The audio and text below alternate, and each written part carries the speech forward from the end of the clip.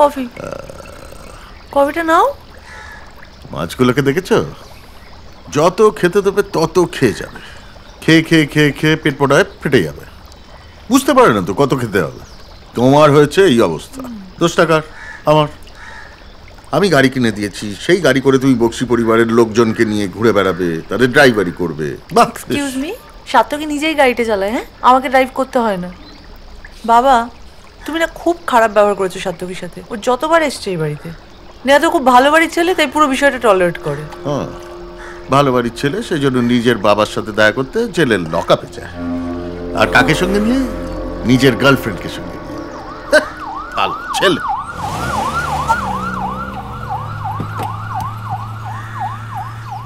যে লোকটা খুন হয়েছে সে একজন ভাড়াটে খুনি। তার নাম কার্তিক। হয়তো প্রাণ বাঁচাতেই খুনটা করেছেন স্যার, কিন্তু কে তার পেছনে ভাড়াটে খুনি লাগাবে?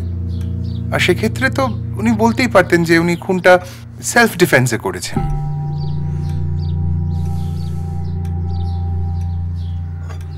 আমি তো কিছুই বুঝতে পারছি না।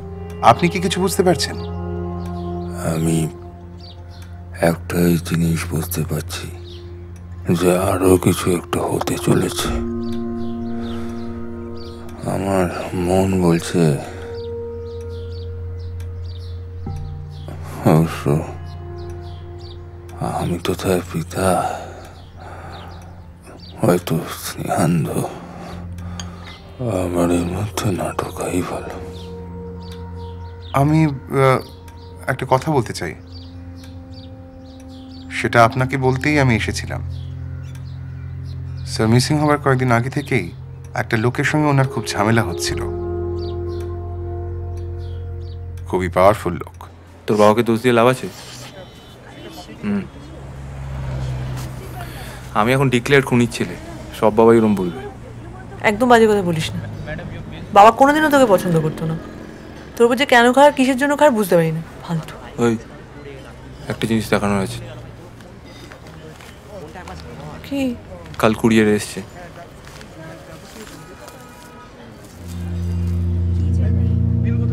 এ পজিটিভ ব্লাড। প্রাণে মারার হুমকি দিত লোকটা। স্যার রাজারহাটে হলফ করা জলা জমিতে ফ্ল্যাট করা বন্ধ করে দিয়েছিলেন। মাঝে মাঝে থ্রেট কল আসতো। সরি। এটা আবার কে পাঠালো তোকে? সেটাই তো বুঝতে পারছি না, কে পাঠালো, আমাকে কেন পাঠালো, কি বলতে চাইছে।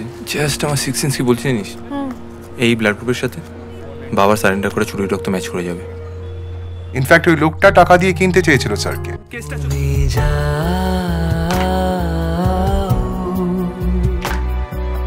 যে শুধু তোমারে থাকে,